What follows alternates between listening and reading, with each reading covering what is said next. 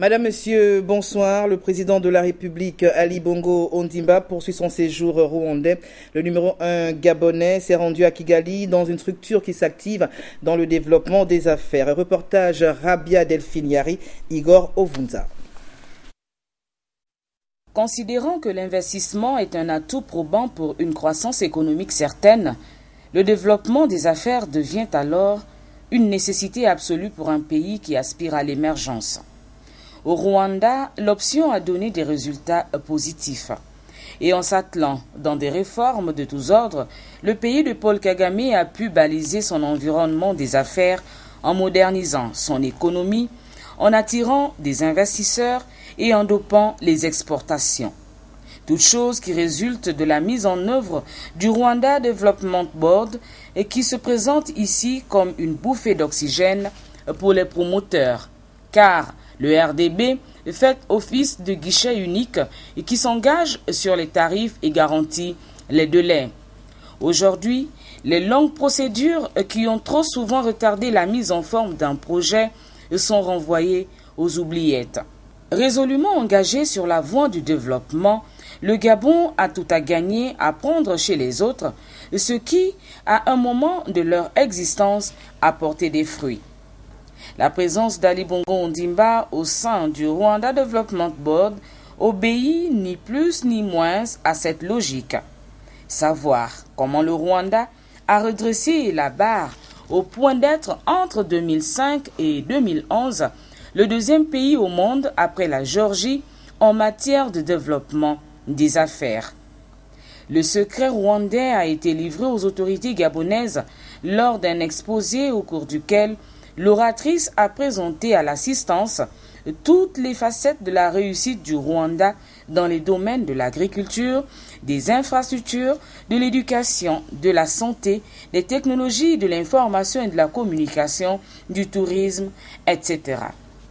Cependant, et il est plus qu'important de le noter, un environnement sain des affaires doit impérativement obéir à des critères tels que la bonne gouvernance, la stabilité politique, le bon fonctionnement des institutions, un cadre juridique propice et surtout, zéro corruption. En marge de la visite de travail d'amitié du chef de l'État au Rwanda, la première dame Sylvia Bongo Ondimba s'est rendue hier à Kigali sur le site du mémorial érigé en souvenir des nombreuses victimes du génocide rwandais en 1994. Renforcement de la coopération entre le Gabon et le Rwanda, partenariat entre ces deux pays dans le domaine agricole, tels sont les points évoqués par l'ambassadeur du Rwanda en RDC avec juridiction à Libreville, son Excellence Amadou Rigira, répondait aux questions de la presse peu avant l'arrivée du chef de l'État à Kigali. Le diplomate rwandais au micro de Rabia Delphiniari et d'Igor Ovunza de la presse présidentielle. La visite du président gabonais, Ali Bongo Ondimba, s'effectue dans le cadre du renforcement de bonnes relations déjà existantes entre nos deux pays et de l'amitié qui existe entre nos deux chefs d'État. Cette visite va contribuer au rapprochement entre les deux peuples, entre les deux pays. Et lorsque les gens sont proches les uns des autres, il y a moyen de coopérer, il y a moyen de travailler ensemble. Mais aussi c'est une visite, en quelque sorte, d'études et d'échange d'expériences. La coopération entre le Rwanda et le Gabon est une coopération essentiellement axée sur l'économie. Dernièrement, au mois de juillet, il y a eu une exposition des produits rwandais au Gabon. Beaucoup de producteurs rwandais, essentiellement agricoles, ont répondu présents à cette exposition. Les produits agricoles consommés au Gabon sont généralement importés d'Europe et du Cameroun. Ce qui pourrait être fait, c'est de faire un partenariat entre Rwandais et Gabonais, développer l'agriculture sur place, non seulement pour la consommation locale, mais aussi destinée à l'exportation. Parce que l'économie, le marché gabonais à lui seul, c'est un petit marché. C'est un petit marché, c'est 1,5 million d'habitants. Mais comme ils ont un port là-bas, il y a moyen de produire et pour le marché local et pour l'exportation. Les Rwandais ont le savoir-faire, les Gabonais ont la terre, donc il y a moyen de coopérer dans ce sens. Kia Gabon a procédé à l'inauguration de son nouveau showroom à son siège social de Lomé à Libreville. L'événement a donné lieu à un cocktail organisé par les responsables de Kia et leurs partenaires CFAO Motors, en présence de quelques membres du gouvernement. Ont assisté pour le compte de Gabon Télévision Rodolphe Mukambi Boma et Michel John Boudéan. Il s'agit d'examiner les mécanismes efficaces de la lutte contre ces fléaux. En ouvrant cet atelier, le ministre délégué auprès du Premier ministre a donné la position du gouvernement gabonais sur le sujet. Le présent atelier est destiné à donner corps au travail que vous avez effectué depuis le 16 juillet 2012, valider le diagnostic en vue de l'élaboration d'une stratégie nationale de lutte contre la corruption et le blanchiment des capitaux. Au nom du gouvernement de la République, rendre un hommage mérité au programme des Nations Unies pour le développement, pour l'appui financier et technique apporté à notre pays dans la réalisation de cette œuvre qui va permettre d'accroître les capacités opérationnelles de la Commission nationale de la lutte contre l'enrichissement illicite et de l'Agence nationale d'investissement financier. Les travaux de validation sur l'élaboration de la stratégie nationale de lutte contre la corruption et le blanchiment des capitaux ont permis aux différents acteurs engagés contre ces maux de mettre en exergue le maximum d'arguments devant contribuer aux résultats escomptés par les plus hautes autorités d'une part et par la communauté internationale d'autre part. Notre travail doit s'articuler autour de deux éléments. Le premier élément, c'est procéder à un diagnostic de la situation de cette problématique-là au Gabon.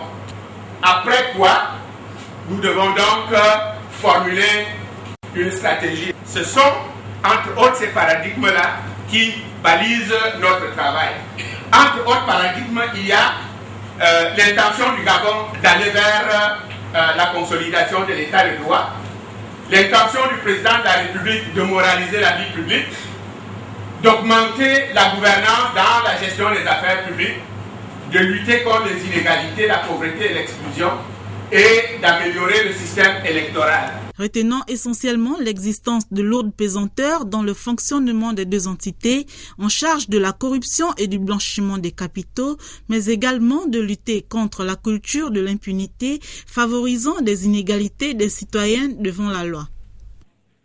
Cet atelier de validation avait donc pour objectif la mise en place d'une stratégie nationale de lutte contre ces fléaux qui sévissent dans plusieurs pays du monde.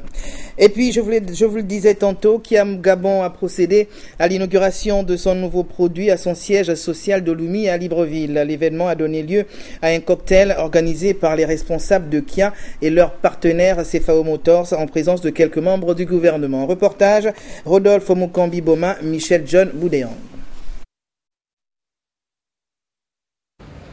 C'est au total 8 modèles de véhicules de la marque coréenne Kia qui ont été présentés au public au cours de ce premier showroom mondial Kia CFAO Motors. La présentation de cette nouvelle gamme de véhicules constitue la première phase d'un projet ambitieux du groupe au Gabon.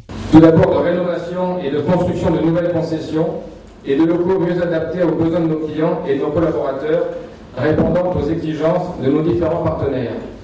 L'ensemble de ces projets représente un investissement global de plus de 10 milliards de francs CFA et montre la confiance que le groupe CFAO témoigne dans le Gabon, où il est présent depuis bientôt 80 ans et représente un contribuable pérenne. Invité à l'inauguration de ce showroom, le ministre du Commerce a salué les efforts du groupe dans le domaine de l'investissement.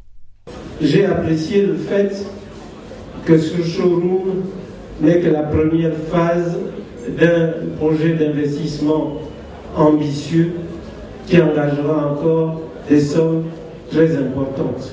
Je puis vous assurer du soutien des plus hautes autorités de ce pays, puisque ce projet est en phase avec la volonté du président de la République et du gouvernement qui entendent faire de l'investissement privé le moteur de la croissance de notre économie.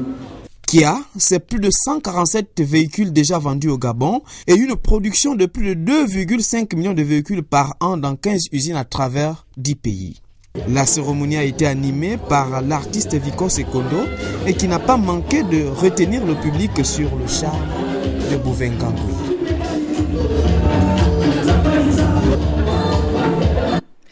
Le budget gabonais pour l'année 2013 est arrêté à la somme de 3 141 milliards de francs CFA contre 2 759 milliards de francs CFA dans la loi des finances rectificatives. Initiative louable pour les éleveurs et agriculteurs gabonais qui viennent de mettre en place une coopérative dont le but visé est d'offrir aux consommateurs des produits de qualité. Reportage Biao Mikala, Yvette Okosa. De la santé de leurs compatriotes au regard des aliments que ces derniers consomment chaque jour que Dieu fait.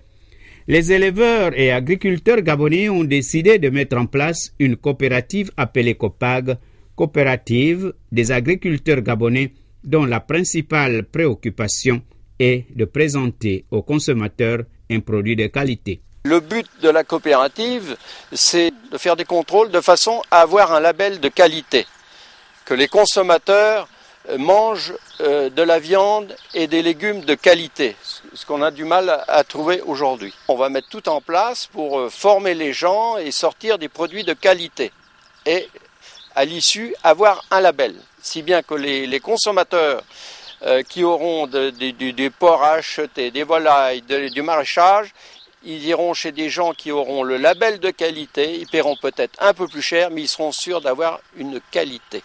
Les éleveurs et agriculteurs gabonais multiplient les réunions, dont celle de mardi prochain qui aura lieu à la Gabonaise de Chimie pour préparer l'Assemblée générale constitutive. En partenariat avec l'OIF, l'Organisation internationale de la francophonie, l'Assemblée nationale de la République gabonaise organisera dans la période de la quinzaine du mois de décembre 2012 les sessions d'information des parlementaires sur les politiques culturelles. Cela s'inscrit dans le cadre du renforcement des capacités des élus nationaux sur les questions qui se rapportent aux politiques culturelles. Les membres du bureau de l'Assemblée nationale depuis hier en tournée de contrôle et de vérification des chantiers engagés par le gouvernement de la République. Première escale retenue, la province de la Nyanga dans le sud du Gabon. Une réunion des députés membres de cette province s'est tenue récemment au palais Léomba. Reportage, presse, Assemblée nationale, Henri Nestor Djavé, Amide Mavungu. En quittant l'hémicycle du palais Léomba pour la province de la Nyanga, où ils y séjournent depuis quelques heures, les membres du bureau de l'Assemblée nationale, au camp complet avec à leur tête, le président de l'institution, M. Guidou Badama, passe ainsi de la parole à l'acte. En effet, la décision d'une tournée de contrôle et de vérification des chantiers engagés par le gouvernement avait été prise lors de la réunion du bureau de l'Assemblée nationale tenue le 25 septembre dernier. La représentation nationale entend par cette tournée d'inspection mettre en lumière l'une de ses missions régaliennes, à savoir le contrôle de l'action du gouvernement de la République. En prélude donc à cette tournée, les députés originaires de la province de la Nyanga étaient réunis autour de l'honorable Jonathan Inyumba, député PDG du département de Moulengi Mbinza, canton Mongo. Objectif de cette rencontre, mieux préparer l'arrivée dans la province des membres du bureau. Mes collègues de la Nyanga pour leur dire que le bureau de l'Assemblée nationale sillonnerait la province de la Nyanga à partir du 5 et cela jusqu'au 10 octobre prochain. Donc nos populations devraient profiter du passage du bureau de l'Assemblée nationale gabonaise pour exprimer leurs préoccupations. Il faut dire que cette tournée de contrôle et de vérification des chantiers engagés par l'exécutif est une grande première dans notre pays. Et les membres du bureau de l'Assemblée nationale n'auront pas à chômer dans cette localité. Des grands travaux sont engagés dans la province de la Nyanga. La route Tchibanga-Mayumba, le pont sur la Bagno, et puis il y a des petits travaux quand même dans certains départements. Nous allons à Mabanda, où les travaux de réduction d'eau ou d'électricité avaient commencé, ça a arrêté, on ne sait pas pourquoi. À Moulengbinda, nous avons le projet de construction par exemple du CES de Mongo, qui depuis 3 ans, on ne voit aucune inscription budgétaire, et les travaux de réduction d'eau aussi, et d'électricité qui sont arrêtés. Et à Mouabi, c'est pareil, donc le bureau de l'Assemblée va regarder tout ça et on examinera avant le vote du budget. C'est donc une tournée de contrôle et de vérification des grands travaux qui arrivent à point nommé au moment où la réunion du Conseil des ministres, dans sa séance du jeudi dernier, vient d'adopter le texte du projet de loi des finances 2013 à plus de 3 140 milliards de francs CFA. Projet de loi des finances qui sera examiné par le Parlement dans les toutes prochaines semaines.